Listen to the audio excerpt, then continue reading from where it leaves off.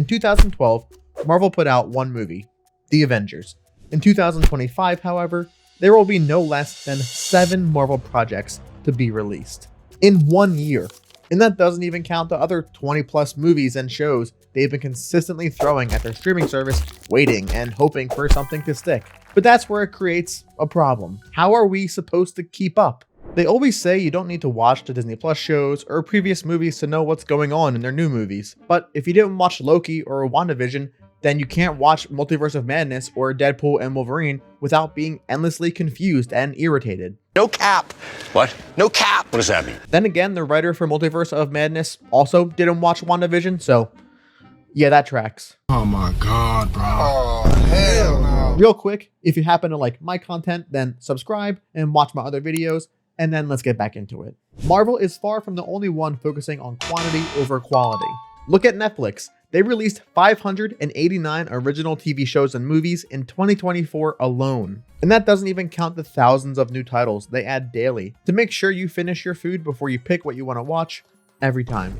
There may be some person out there who knows what they want to watch right away, and I don't mean rewatching Friends or The Great British Baking Show again for the 10th time over, but a new original piece of content. And if you're one of those people, I respect you. Aww. And I fear you. But if we're looking in retrospect, it's an amazing time to be alive. Compared to only 20 years ago, you had to settle for whatever was on cable or plan ahead to make sure you're free for your favorite show's time slot. But regardless of this new freedom we have to choose, we also have the tendency to overdo it. Chicken truck. Binge watching has become a massive problem thanks to Netflix and other streaming services offering hours and hours of content without having to lift a finger. Well, besides the rare achievement of getting the "Are you still watching?" notification, that's usually when I begin to question my life choices. For about 4 seconds until I hit keep watching. But why stop at streaming and the movie industry when the worst offender is in our pockets? Get off the phone.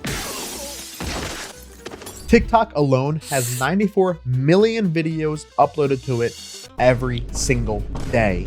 94 million. That's almost as much money that Jeff Bezos makes in the time it takes him to wipe his ass. Well, that's assuming that someone doesn't wipe it for him.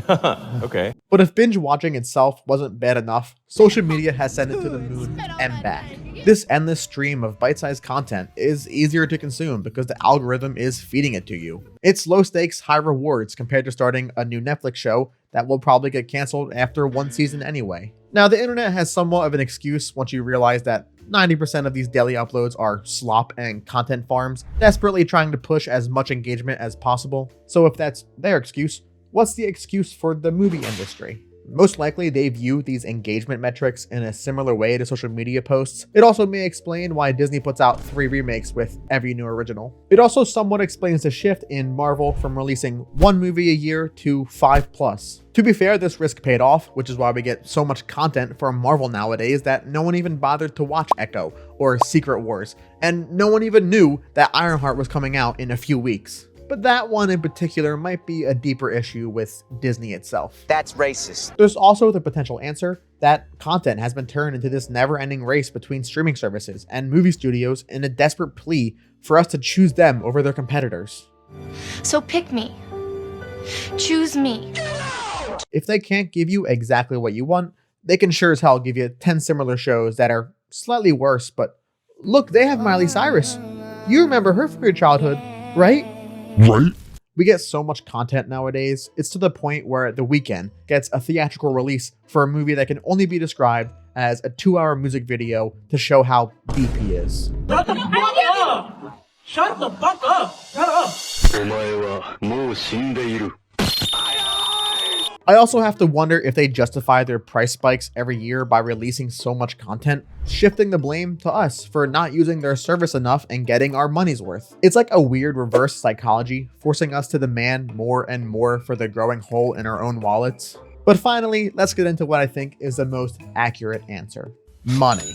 Studios have largely shifted their focus from a long theatrical run to short stints at the box office and then immediately pushing it onto a streaming service. It's become more profitable for movies to premiere in theaters and then get a second and sometimes more successful life on streaming services since they're convenient and people don't need to leave their house to watch them. They're basically diversifying distribution to maximize returns. This is even more obvious when you think about the A-list actors who receive a percentage of the box office for their movies. When the studios don't rely on the money from the theatrical release or put the movie straight to streaming, they save millions on actors, writers, and producers who have that built into their contract. We saw this happening in real time a few years ago with Scarlett Johansson when Black Widow was released simultaneously in theaters and on Disney+. They sacrificed their own release to boost their streaming service, making an additional $60 million from viewers at home, which denied that money to the box office, which in turn made the bonus they owed to ScarJo be way less. But the unfortunate truth of the matter is, it doesn't seem like it's slowing down anytime soon. With new technology coming out every year that makes filmmaking more efficient and cheaper, we're going to be getting a lot of thoughtless slop to fill the endless pages of Apple TV and Peacock. And don't even get me started on the new obsession with AI.